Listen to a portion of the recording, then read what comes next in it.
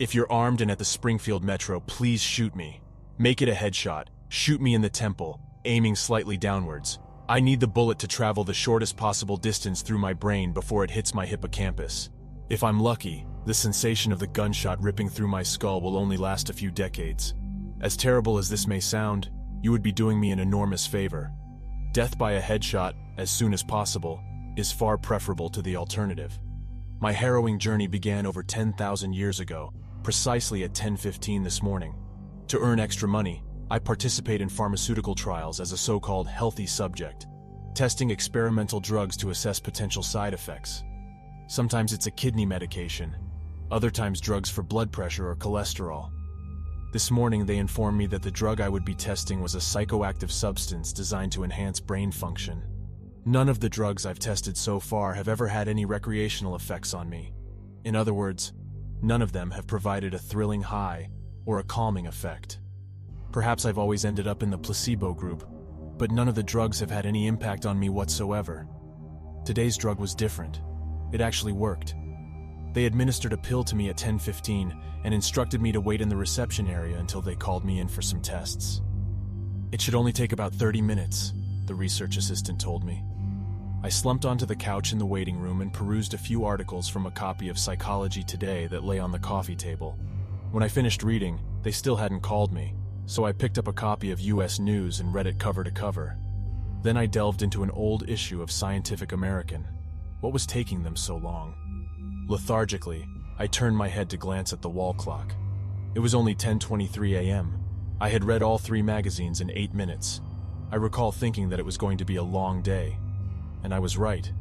The waiting room had a small bookshelf with a selection of used hardcovers.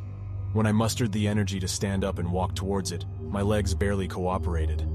It wasn't that they were weak, they were just slow.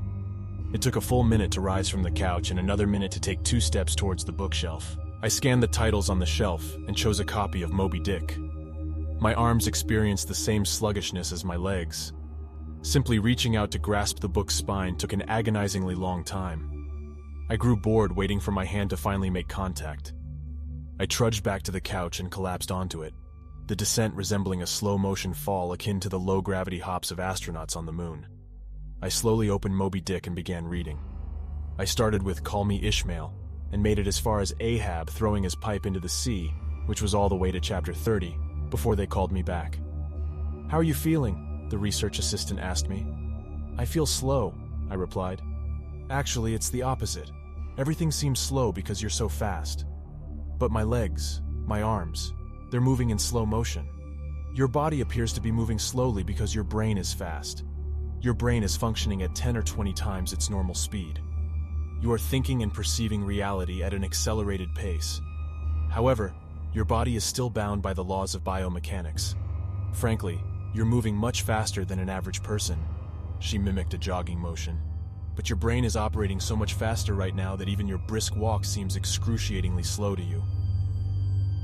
I contemplated my slow-motion flop onto the waiting room couch. Even if my muscles had slowed down, my body would still respond to gravity in the same way. Yet, in the waiting room, I even descended in slow motion. Sluggish muscles couldn't explain why gravity felt weaker. My brain was operating at warp speed. That's how I managed to read 3 magazines and the first 30 chapters of Moby Dick in 15 minutes. They conducted a series of tests on me. The physical tests were amusing. They had me juggle 3 balls, then 4, and finally 6. Keeping 6 balls in the air posed no difficulty because they appeared to move so slowly. Frankly, it was dull waiting for each ball to complete its trajectory so I could catch it with my slow-motion hands and toss it back into the air. They tossed Cheerios in the air, and I caught them with chopsticks. They dropped a handful of coins, and I calculated their total value before they hit the ground. The cognitive tests were less enjoyable, but highly enlightening. Completing a 50-word word search took only 3 seconds. Solving an intricate maze drawn on a poster-sized paper required 2 seconds. I viewed a slideshow projected at 10 images per second and answered detailed questions about what I saw with 95% accuracy. They informed me that I measured over 250 on the Knopf scale, indicating a thinking speed well beyond human capabilities. Then they sent me home saying, "The effects will wear off in a few hours, though it will feel like days to you. Try to utilize the residual effects to catch up on work. Respond to work emails while you're still in high-speed mode. The journey home was dreadful. It only involved 3 metro stops, and in real-world time, it took around 35 minutes. However, in my drug-induced hypertime, it felt like days. Days. Just walking from the medical research facility to the elevator seemed to consume an hour. I sprinted out of the building, willing my legs to propel me faster. Yet the laws of biomechanics held me captive. Despite my accelerated brain, I couldn't do anything to make my legs move faster. The stark disconnect between my body and mind made it incredibly challenging to gauge when and how to slow down, turn, or rotate my body. I had essentially transformed into a gigantic slow-motion klutz. I misjudged my speed and collided with the wall near the elevator button at a considerable velocity. Even though I saw the wall approaching, I couldn't retract my finger, stretched out to press the button quickly enough, and it smashed against the wall. The pain was excruciating. If my brain had been functioning at a normal speed, the agony would have likely subsided within 30 seconds. But in my accelerated state, the intense pain seemed to endure for half an hour, maybe even 45 minutes. The elevator ride was torturous. It felt as though I spent 4 or 5 hours descending 7 floors, with nothing to look at except the interior of the elevator car. I hurried to the metro station. I must admit, this part was almost enjoyable. Despite my body moving at what felt like super slow speed, I could still carefully choose where and how to place my feet, swing my arms, and turn my torso. It only took a block or two to acclimate to having a brain that operated 24 times faster than my body. From that point, I practically sprinted and danced my way, weaving and dodging between pedestrians on the sidewalk and evading moving cars with inches, or what felt like minutes, of clearance. I spent an hour, within my time frame, descending into the subway and rushing to the platform. The wait for the Red Line train to arrive felt like endless tedium, lasting 6 minutes. Despite the metro platform offering more to observe than the elevator, it remained intensely boring. I regretted not having stolen that copy of Moby Dick. The Red Line train entered the station, its arrival seemingly in slow motion. The usual high-pitched screech of the brakes transformed in my high-speed mind into a long, deep tone resembling a monotone tuba solo. It wasn't just the subway train screeching that seemed lower in pitch. All sounds slowed down to the point of near inaudibility. Voices disappeared, falling below the threshold frequency of my hearing. However, I could still discern the screams of a baby in my subway car, now resembling whale songs.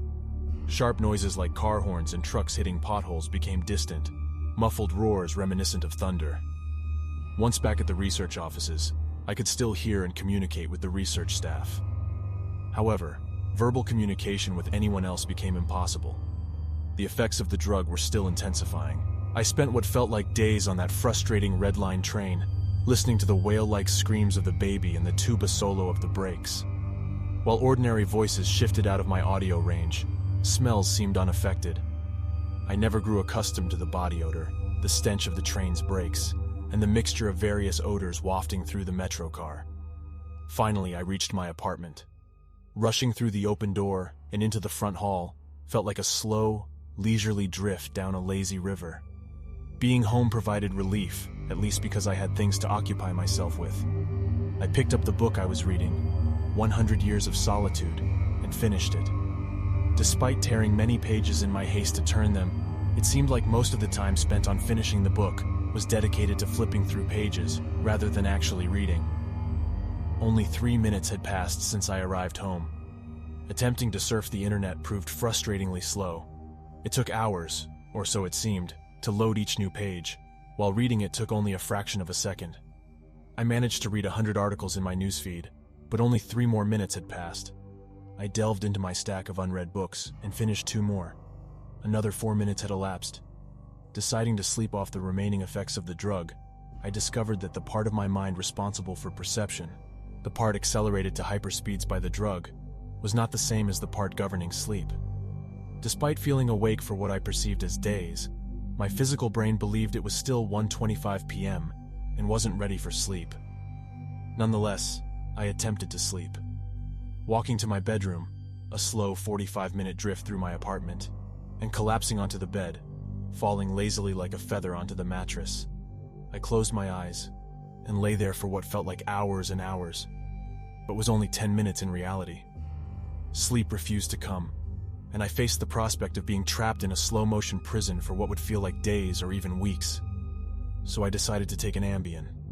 The sensation of swallowing the pill, accompanied by a splash of water, felt sickening. It created a lump in my throat that obstructed my breathing, sluggishly moving down like a slug through my esophagus. I read a book, and 10 minutes passed. I read another, and 18 minutes had elapsed since taking the Ambien. Frustrated with my situation, I threw the book across the room. It slowly spun and pirouetted through the air, resembling a leaf blowing in the breeze. As it hit the wall, a long, faint rumble echoed, the only sound I had heard for what seemed like hours, before gently descending to the floor like a sinking flip-flop in a swimming pool. Gravity hadn't changed since I took the pill. The laws of physics remained the same. It was merely my perception of time that had gone awry. This allowed me to gauge the effects of the drug by observing the speed at which things fell. Based on the time it took for the book to descend to the floor, I estimated that the drug's effects were still intensifying.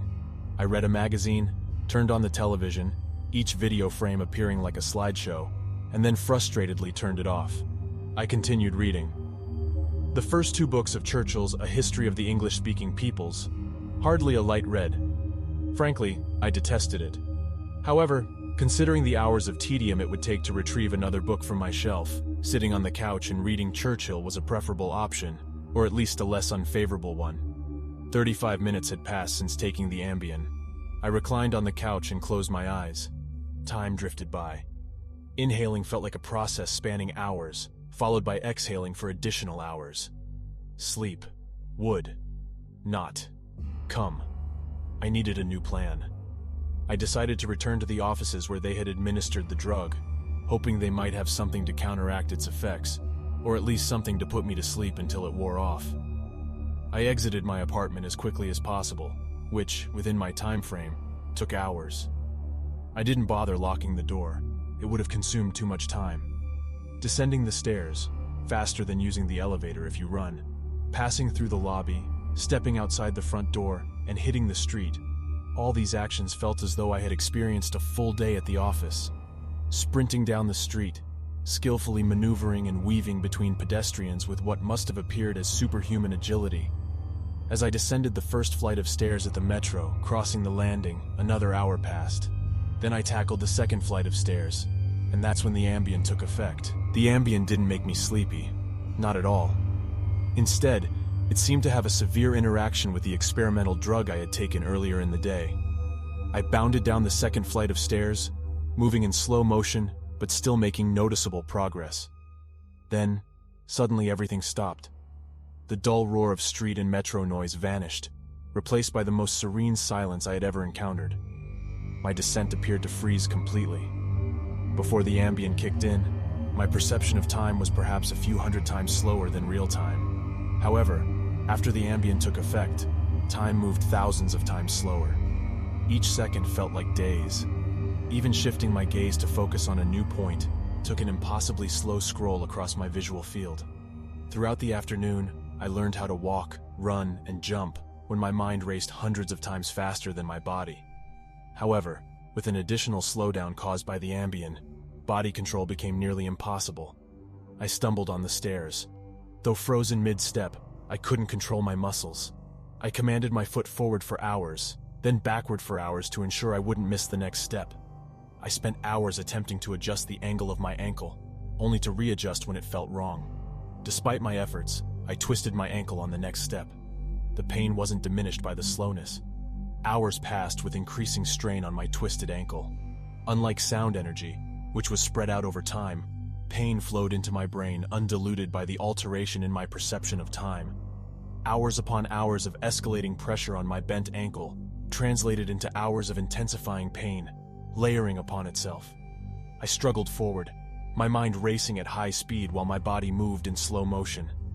It took me days to descend to the ground, desperately trying to maintain control and avoid a headfirst impact. Eventually, I landed on my right shoulder, initially feeling a slight pressure that gradually intensified into hours of excruciating pain. Finally, my shoulder gave in, dislocating with a nauseating tug that seemed to stretch on indefinitely. As I lay crumpled on the ground, gazing at the ceiling, The agony in my shoulder continued to scream with the intensity of a fresh injury. Falling for what seemed like an eternity gave me ample time to contemplate my situation. If every second felt like days, then each passing minute in the real world would be akin to years. Even if the effects of the drug wore off in the next few hours, this nightmarish experience would subject me to what would seem like centuries. By the time I hit the ground, I had devised a plan. Somehow, I would make my way to the platform and throw myself in front of a train, seeking a swift end to this torment. Maneuvering onto my hands and knees, my dislocated shoulder crying out in agony for days, I struggled to find stability and failed, rolling onto my back. After multiple attempts, I managed to stabilize myself, albeit on all fours. Realizing that walking or running was impossible under these conditions, I resorted to crawling. Slowly, I traversed the metro tunnel, enduring weeks of bewildered looks from the passers-by. Crawling under the turnstile and onto the escalator, the crowd spilling onto the platform resembled the sluggish movement of ice melting into the sea. During the seemingly endless descent, I surveyed the crowded platform. The train arrival sign indicated a wait of 20 minutes, a time frame that stretched like a year to me. I would have to endure a year on the platform, waiting for my own demise. Finally reaching the end of the escalator, enduring days of perplexed expressions from the commuters, I crawled a few feet towards a concrete bench and curled up beside it, desperately attempting to find a position that alleviated the throbbing pain in my shoulder. That's when my already distorted perception of time took an even more unfathomable turn. The severe time dilation on the stairs was merely the beginning of the interaction between the experimental drug and Ambien. As I huddled by the bench, the full force of their combined effects hit me. With a blink of my eyes, years of darkness ensued. Sound had already disappeared, and now sight followed suit. There was nothing left except the relentless pain from my fall. My hyper-accelerated mind wasted no time compensating for the absence of sensory input. Voices spoke to me, serenading me in languages never heard before.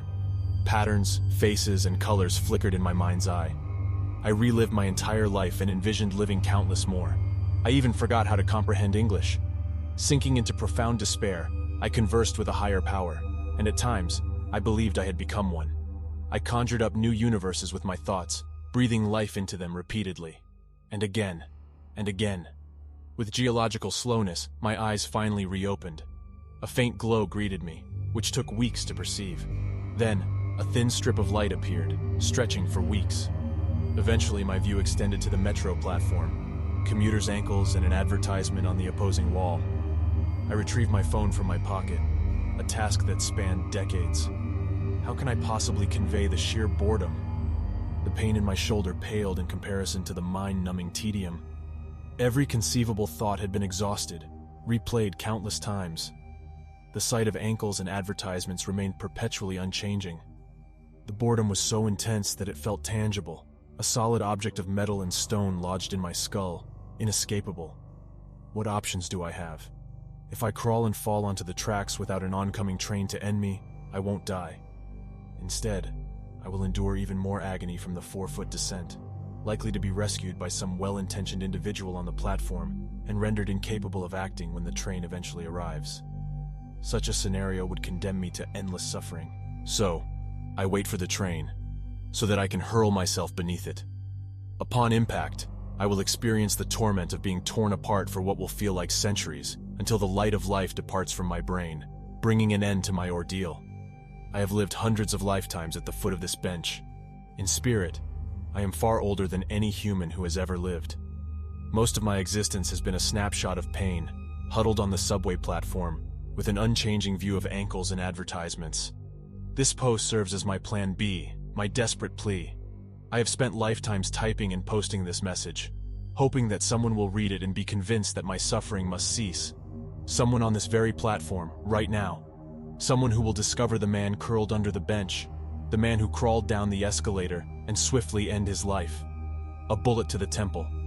If you are armed and happen to be at the Springfield Metro, please shoot me.